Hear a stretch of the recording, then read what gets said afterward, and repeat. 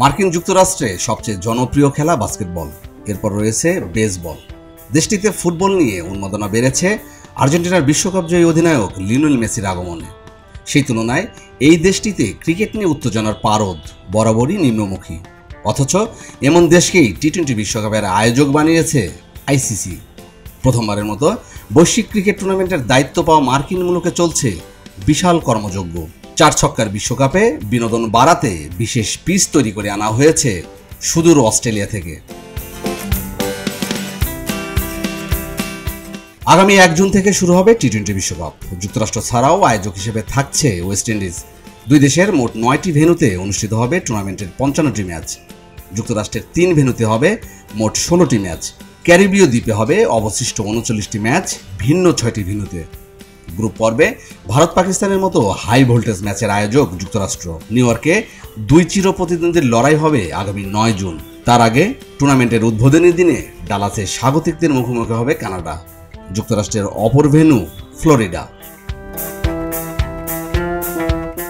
যুক্তরাষ্ট্রের 3 ভেন্যুতে হবে বিশ্বকাপের ম্যাচ। এ লক্ষ্যে ভেন্যুগুলোতে তৈরি করা হচ্ছে বিশেষ পিচ। যে পিচ আনা হয়েছে অস্ট্রেলিয়ার এডিলেড থেকে জাহাজে করে। পিচগুলো সব মিলিয়ে পথ পাড়ি দিয়েছে 14,000 মাইলেরও বেশি। ম্যাচের জন্য 4টি এবং অনুশীলনের জন্য 6টি, সর্বমোট 10টি পিচের কাজ শুরু হয়েছিল 2023 সালের অক্টোবরে। প্রতিটি পিচ 2টি ট্রেতে বিভক্ত ছিল। মার্কিন যুক্তরাষ্ট্রের বেসবল ভেন্যুতে ব্যবহৃত কাদামাটিতে একটি নির্দিষ্ট ঘাস দিয়ে তৈরি করা হয়েছে পিচগুলো, যেখানে থাকবে বাউন্স আর গতি, যা শর্ট খেলার উপযুক্ত। একই সঙ্গে লাইন লেন্থ আর সুইংয়ে ভয়ঙ্কর হয়ে উঠতে পারেন পেসাররা। এক কথায় টি-20 বিশ্বকাপে চ্যালেঞ্জ জানাবে মার্কিন ভেন্যুগুলো। পিচের প্রস্তুতকারক অ্যাডিলেড ওভালের পিচ কিউরেটর ড্যামিয়েন হাফ তিনি জানিয়েছেন, বিনোদনমূলক ক্রিকেট সঙ্গে থাকবে চ্যালেঞ্জ, এমন ভাবনা থেকেই তৈরি করা হয়েছে পিচ।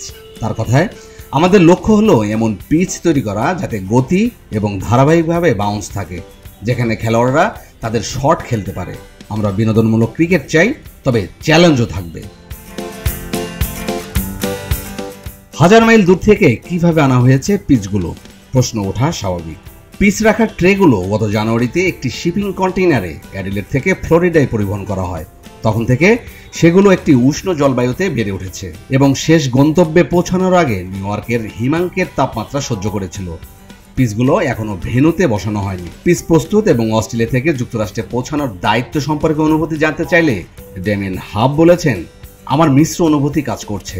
আমি সত্যিই উত্তেজিত, কিন্তু একই সঙ্গে আমি কিছুটা উদ্বিগ্ন, কারণ এখনো কিছু বিষয় অজানা আছে।